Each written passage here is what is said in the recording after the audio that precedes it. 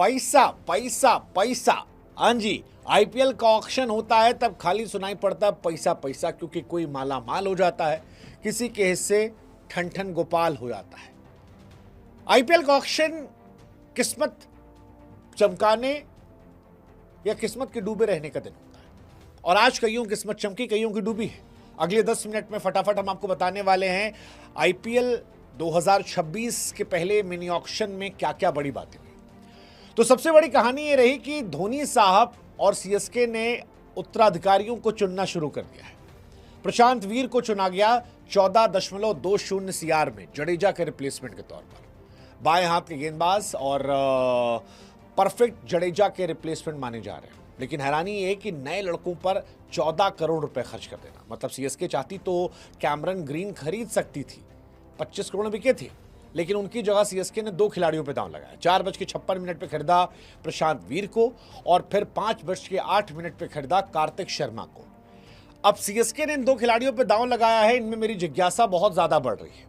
ये कौन है, कहां से आए हैं, क्या करते हैं, ये एक लंबी कहानी है। आसान शब्दों में अगर समझा दें तो कार्तिक शर्मा धोनी के रिप्लेसमेंट के तौर पर है कि संजू सैमसन के साथ इनको ग्रूम किया जाएगा और भविष्य में धोनी के तौर पर तैयार कर लिया जाएगा।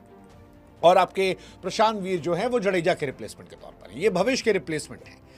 दोनों नए लड़के हैं, इनको यहां पर खरीदा गया है। हालांकि सीएसके जब जब नए लड़कों पर दांव लगाती है तो कई बार बड़ा अंधा पैसा देती है। मुझे समीर रिजवी का नाम याद आता है, पवन नेगी का नाम आता है, जो कंट्रीब्यूट नहीं कर पाए, बट इन लड़कों ने कंट्रीब्यूट किया है। एक ने राजस्थान से, एक ने यूपी से। ये सबसे बड़ी हाईलाइट है। बाकी जो इसके आगे की जानकारी है इन दोनों के बारे में संपूर्ण, वो अलग अलग वीडियो में हम आपको बना देंगे। हाईलाइट में सबसे बड़ी हाईलाइट रही कैमरन ग्रीन 25.20 सीआर में। यार कैमरन ग्रीन को इतने पैसे में खरीदा गया, मतलब ज्यादा नहीं था ये, 25 करोड़ रुपए में। I mean that seriously 25 CR. हालांकि कैमरन ग्रीन की जेब में 25 करोड़ रुपए नहीं जाएगा, उनकी जेब में जाएगा 18 करोड़ रुपया, क्योंकि बीसीसीआई होशियार हो गई। उसको पता है कि विदेशी वाले आते हैं, मोटा पैसा लेके निकल जाते हैं, तो उन्होंने कैप लगा दिया है कि बिको तुम चाहे 100 करोड़ में, तुमको मिलेंगे 18, बाकी जो पैसा है वो जाएगा बीसीसीआई के खाते में, फंड में। लेकिन फिर भी Cameron green way too expensive. मुझे लगता है कि पिछली बार वेंकटेश अय्यर को खरीदा गया था अंधा पैसा खर्चा करके, और इस बार इनको 25 करोड़ में। मेरे लिए उस टाइम वो 24 करोड़ रुपये वर्थ नहीं थे, ये 25 करोड़ मेरे लिए वर्थ नहीं है। मुझे लगता है कि अगले साल इनको रिलीज कर दिया जाएगा। ये 25 करोड़ लायक तो खिलाड़ी नहीं है। पिछले समय से कुछ ऐसा धमाका भी उन्होंने किया। फिर एक कहानी आई है दिल्ली से। दिल्ली ने 8.40 सीआर में खरीदा है आकिब डर को। अब आकिब जो है वो कश्मीर से आते हैं, कुछ लोग इन्हें उमरान मलिक कह रहे थे, मैं इनको मोहम्मद शमी कहता हूं, क्योंकि उमरान भाई तो खुद अता पता नहीं कहाँ चलते हैं, नहीं चलते हैं, लेकिन ये चलने वाले लग रहे हैं। इनके बारे में भी आपको अलग से एक वीडियो में समझाएंगे। दिल्ली ने इन्हें खरीदा है, दिल्ली का पेस अटैक जो है वो अच्छा हो गया है।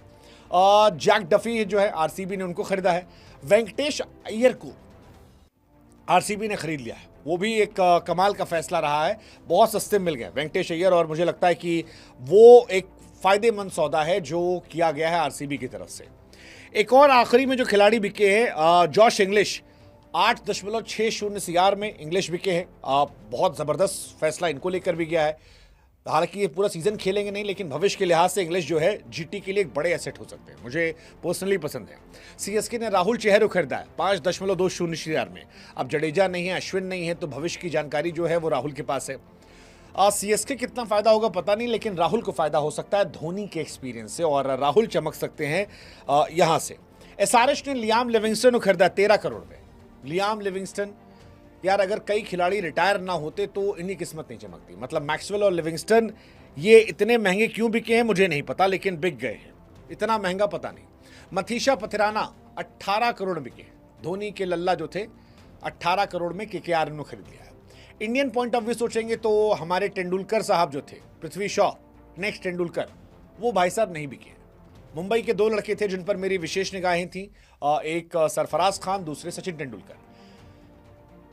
सचिन तेंदुलकर नहीं, मतलब पृथ्वी शॉ।